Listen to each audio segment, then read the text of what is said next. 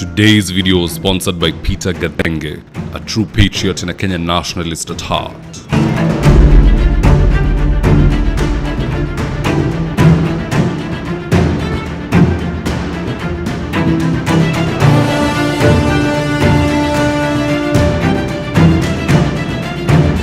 Stand by for debrief in 3, 2, 1. One of the MPs in the National Assembly was assassinated yesterday, and the MP in discussion is none other than a one Ongondo Were. He should be on your screen right now. Now, this MP was shot dead along Ngong Road. Police have even tipped off his car, as you can see in this image.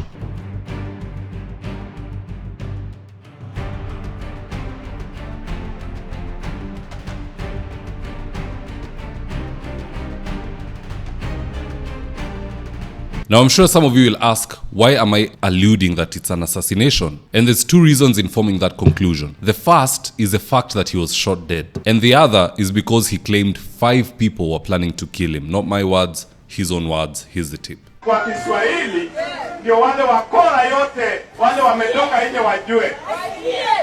Wiki mbili iliyopita, iko wakora 5. Moja alikuwa MCA Nairobi, wakaenda Kisumu, hoteli ile inaitwa Ronaldo. Wanasema hii mtu tunamaliza, na si watu ya Kasipul.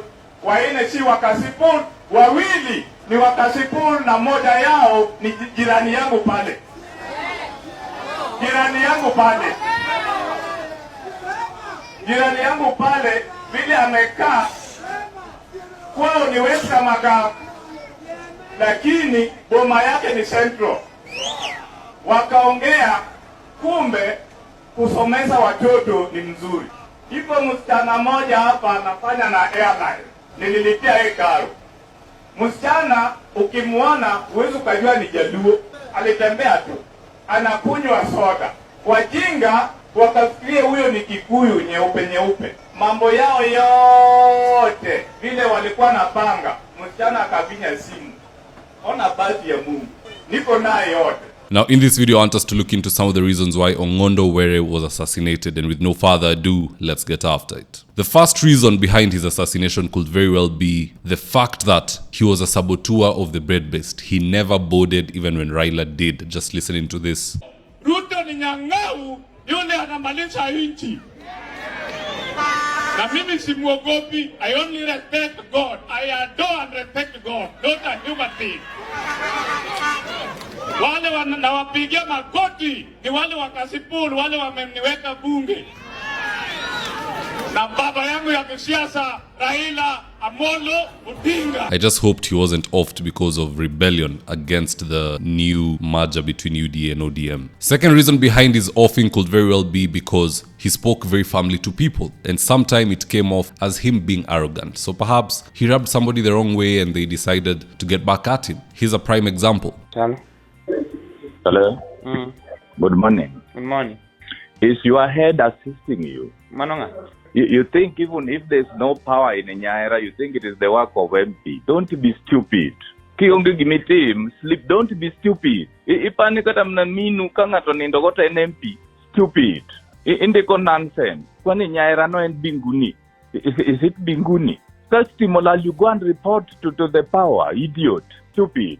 And that's why it's never good to be angry or demeaning in any way, shape or form. You never know umekoseana. Even you could be walking in town. And the way town nowadays, it's chaos. There is everybody, mamamboga, nani, matatu, makanga, kanjo. You end up bumping into somebody unintentionally. Or someone bumps into you. Never react. Just ignore and move on. Because haujui mtu akona mashida gani. You'll find somebody who has been divorced, amepata ugonjwa, amenyang'anywa inheritance, and that one small thing, that one word that you throw, anageuka na kudunga kisu. So I don't know if he rubbed somebody the wrong way at the wrong time, and that caused the response that he got, which ended with his life being taken. But it's always good to hold back your tongue. You just never know. Number 3, could this all be revenge? I've seen a guy I follow on Twitter called MPESA. He has tweeted a very interesting post from back in 2019, which I just want to walk you through to put things into context. And I quote, this is from Newton Capio back in 2019, 2nd June. And it reads, arrest and charge Kasipul MP Charles Ongondo Were. The people of Kasipul made the gravest mistake by electing targeting a primitive guy, a thug, and an unschooled individual called Ongondo. This evening, the so-called MP in the company of the following goons attacked and stabbed Jabuya Kenneth severally at Greensville Hotel in Oyugis. Ongondo Were, Mr. Oguni, Roy Oyeno, Okiso, Lamon, and Diege were those who led this gang and instructed Roy to kill Jabuya, who was rescued by the public as this goon ripped off his intestines with a knife. Jabuya, who was Ongondo's supporter, deferred with the MP a few months ago over a word of CDF tenders. He is currently fighting for his dear life, which is in a very critical condition at Kisii Level 5 Hospital. Now, there is a video. I just won't play the video because it's too graphic,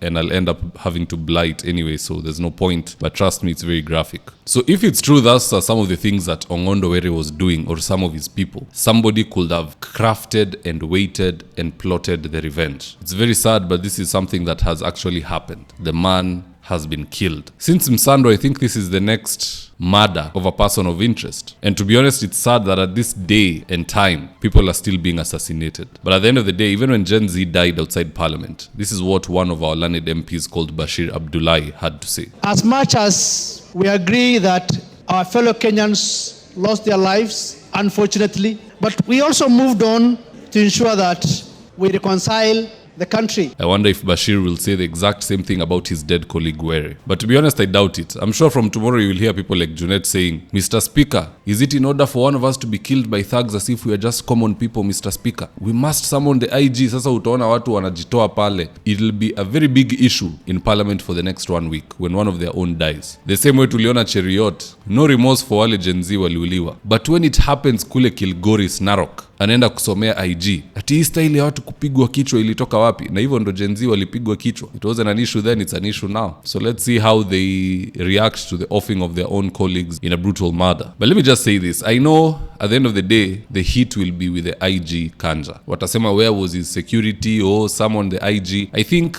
Mlima Kenya has done enough. Walipeana Koome, kaambiwa jiuzulu. Wameleta Kanja, they also have a problem with Kanja. Let there not be another IG from Mlima Kenya during this regime. Kama huyu atatolewa, aende akienda, and let them not produce another one from their region. Let those in power, wale wako bread-based, waeke moja wao. Waende Rift Valley, wachague IG. Waende Nyanza, wachague IG. It cannot be that the hot seat inapeanwa mahali ya mbali, so that when things happen, munalaumu wale. For police to protect you, you also have to work in tandem with them. Let them know your movement. If you're having a shortage of security, inform the police, and so on and so forth. I'm not even defending Kanja. I'm just saying, in each and every matter that goes wrong, they will always blame Kanja. So hata mimi ningemuadvise tu ajiuzulu. Hiyo kazi, hakuna kazi bure zaidi kama kukuwa Inspector General of Police, ama Deputy Governor, ama Deputy President. Those are the three most useless positions in this country. Imekuja kugunduliwa. But at the end of the day, guys, that's just my opinion. Do let me know some of the reasons why you believe Were was killed. Was it an accident? Or were those just thieves? Just drop me your comments. I'll do my best to read them and to give you a response. In the event you're here for the first time, please go on and hit the subscribe button. And if you're watching for a different platform, just head on over to YouTube, search for David Wafula, hit the subscribe button. You're going to be getting a ton of content of this nature. If politics is something you're passionate about, this is definitely the one channel that you really, really need to subscribe to.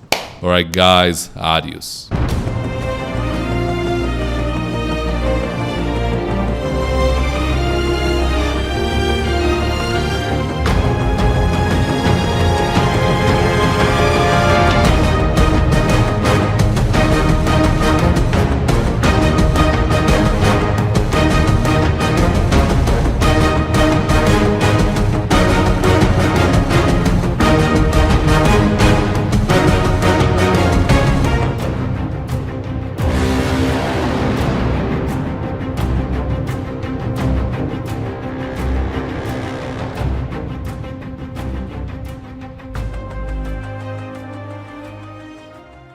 Thank you for choosing David Wafula as your primary news platform. We put countless hours in research, recording, and editing. By showing up each and every day to watch our videos, you encourage us to generate more videos for the viewers. We are on a mission to inform, educate, and build a better tomorrow. To our thousands of followers in a world full of presidents, kings, and queens, you are the real gem. Adios.